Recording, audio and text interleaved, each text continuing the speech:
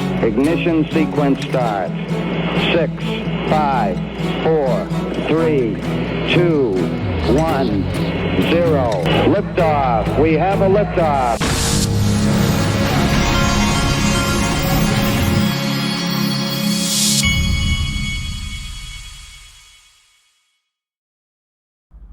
Hey everybody, this is the Digital Asset Investor, and today we're going to talk about what crypto's really all been about. It is, at this point, it's extremely absurd to think that the governments around the world were not behind this, specifically the U.S. government, because this is and always has been about backing up the U.S. dollar and replacing the PetroDollar. I've been talking about it for years now.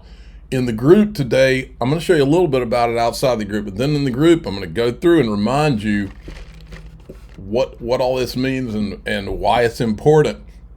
To join the group, go to daixrp.com to join through the Patreon, or click join below any of my YouTube videos if you'd rather join through YouTube. Also, I'm seeing from multiple different directions now, and I'll show you one of them in the video, multiple different directions that the stablecoin legislation likely passes on Monday. So if you're not positioned, I mean, this thing could blast off. I mean, think about it. It'll be the first time ever in the history of crypto that it's had the official stamp of approval by the United States government through Congress. If you're not positioned with your crypto safe, Caleb and Brown, my partner, affiliate partner, has institutional custody. They have a person you can actually talk to and put an exit strategy together.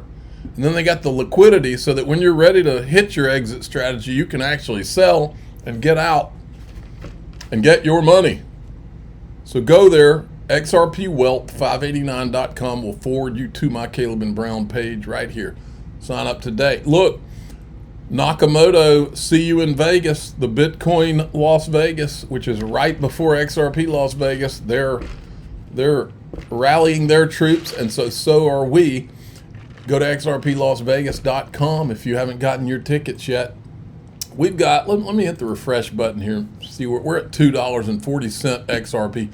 Bitcoin has started to creep back up. It's up over $104,000. You can feel it, folks. Now, let's talk about what matters. I told you a long time ago, I've said it several times on this channel, I was told a long time ago that XRP was created to replace the petrodollar and to prevent World War III. Now that we've been here together for so long, here's the things we know. One thing we know is that stable coins were created to suck up all the U.S. treasuries, thus propping up the U.S. dollar. If you hadn't figured that out yet, maybe you need to buy my igloo in South Georgia because you just don't get it, okay? Now, one thing I wanted to point out, we saw that Ripple was in the Middle East at the same time Donald Trump was in the Middle East. We also saw that there were many major CEOs from the United States that were basically went over there with Trump. At the same time, Consensus 2025, which Brad Garlinghouse is usually at, happened in Toronto, but he wasn't there.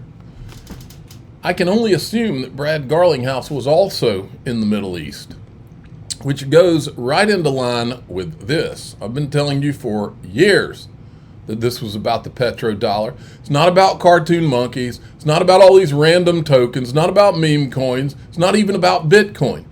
It is about the digital assets that can help do a reset of the financial system and save the U.S. dollar and replace the petrodollar agreement.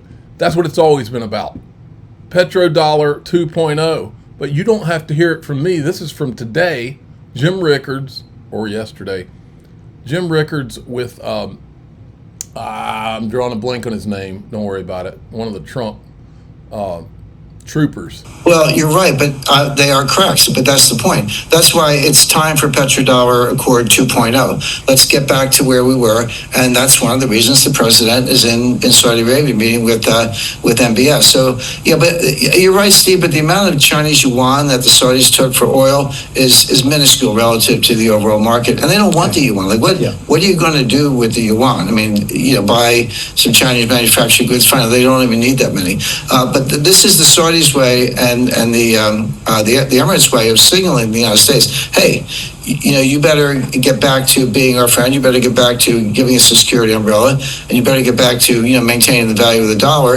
And then we'll, as I say, that's why I call it PetroDollar 2.0. It does need refreshment. It was never a treaty, by the way. It was a memo, which at least at the time was classified. I think that's ever been revealed.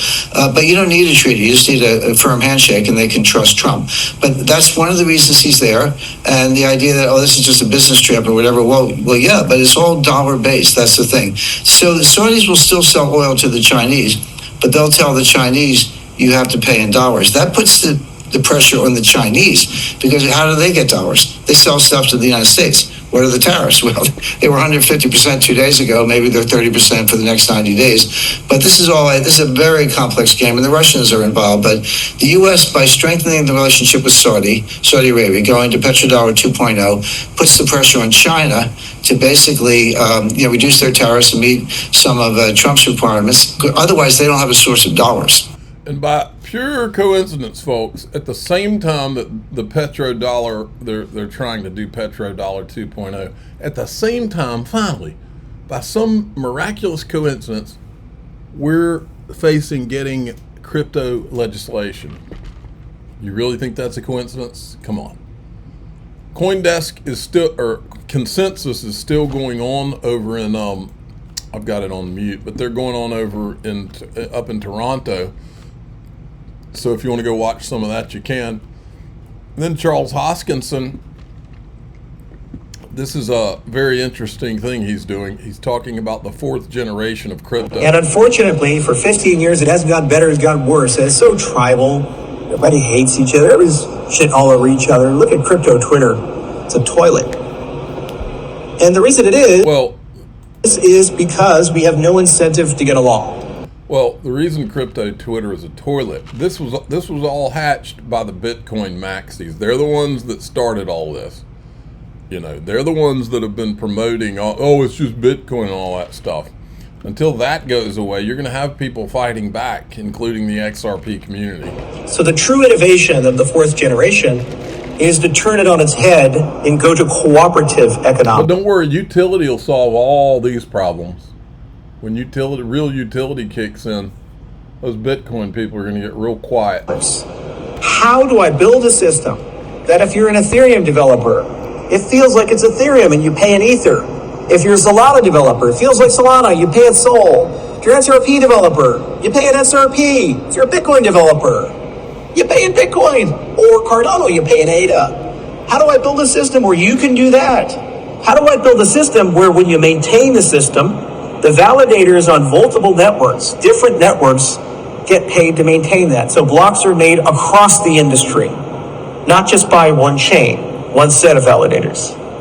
And if you can solve that, and you also can create what are called hybrid applications, what this allows you to do then is run an application in multiple places at the same time, multiple blockchain. And then the second part of that, he's talking about their airdrop that goes to all those different chains, including XRP.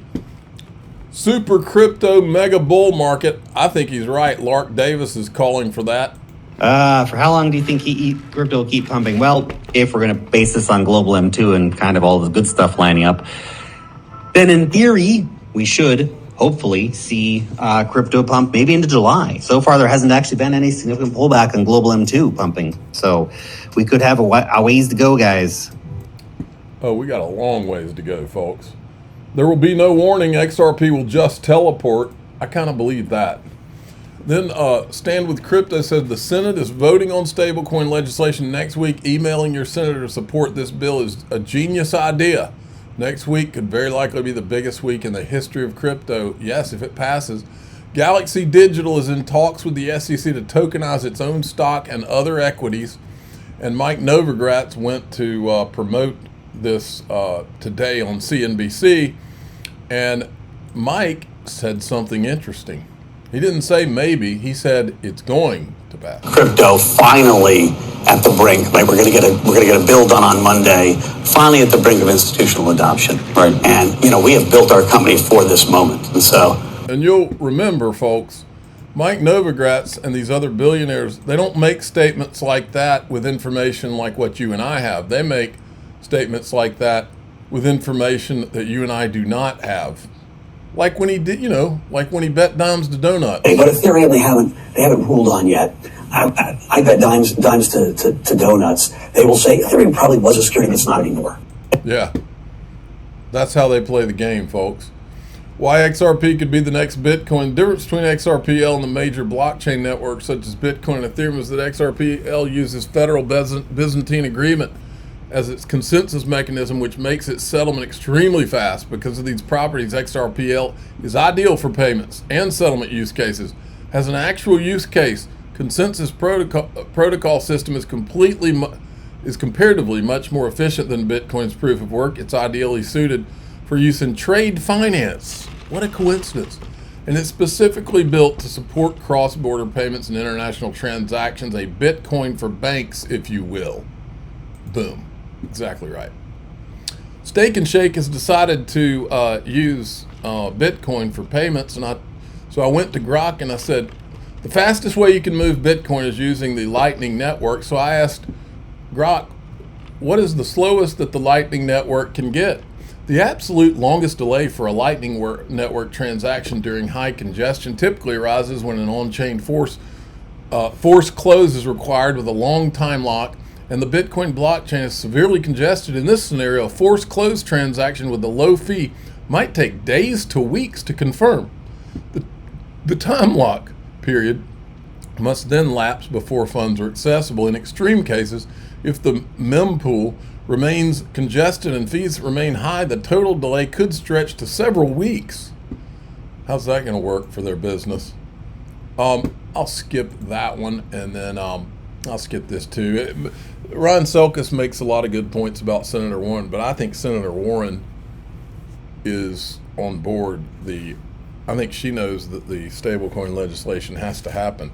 Okay, we're going to go into DAIXRP.com, the Patreon. If you'd rather join through YouTube, click the join button below any of these YouTube videos. We're going to talk about this PetroDollar. We're going to go back in time and tell you what we've talked about for a long time now, because this is what it's all about. This is the big kahuna.